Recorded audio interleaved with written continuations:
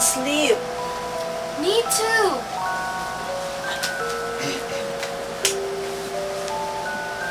What shall we do now? I don't know. I have an idea. What's that? Why don't we read some books? Nice idea. What are we going to read? Cinderella? Oh, again? Little Riding Hood. Sounds like boring.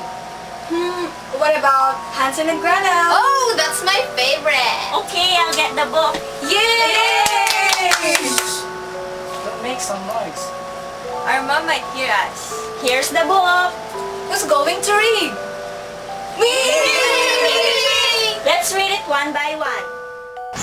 Huh? What will become of us? How can I feed my hungry little ones when we have no food for ourselves?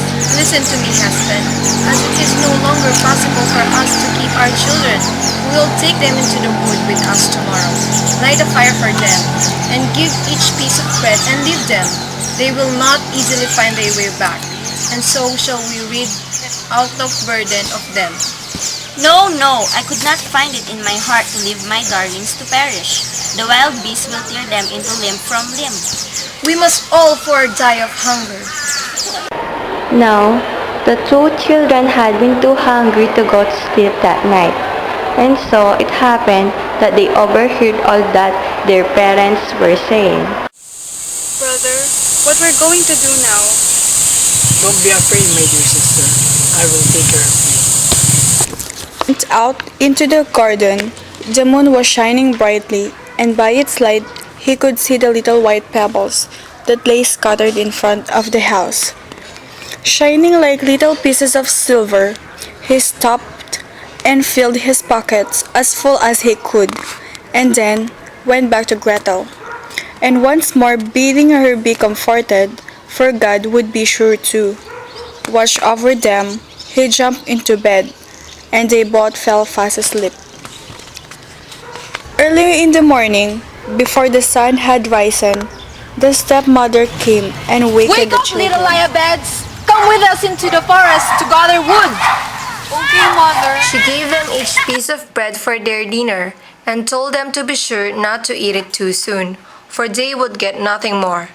Gretel carried the bread in her pinafore, because Hansel had his pocket full, and then they all set out upon their way to the wood. As they trudged along, the father noticed that his little son kept turning back to look at the house. Take care, my boy, or you will slip. What are you looking at so earnestly? I am watching my kitten. She's under to feed me with light. Silly boy, that's not your cat. It's the sun shining on the chimney. Hansel and Gretel sat down, and when midday came, they ate their bread, and sat listening to the strokes of their father's axe, thinking all the time that he was near to them, but what they heard was only a dry branch, which the man had bound to a tree, so that the wind swung it her and hit her, and the noise it made deceived the children. At last the poor, tired little eyelids closed, and side by side, brother and sister fell asleep. Brother, I'm afraid. Wait, Gretel, till the moon rises. We shall soon find our way home then. As soon as the bright moon rose, Hansel took his little sister by the hand, and all night long they followed the track of the little white pebbles, until at daybreak they came to their father's house.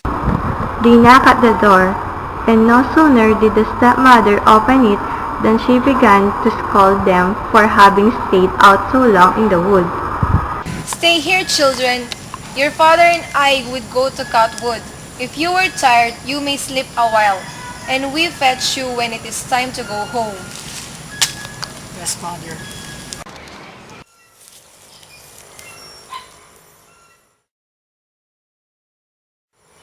See, Gretel, there's food for us in plenty. I will take a piece of the roof, and you shall have one of the windows. Wow! Nibbly, nibbly mouse, who's nibbling at my house? This my lady wind that blows, as round about the house she goes. Who brought you here? My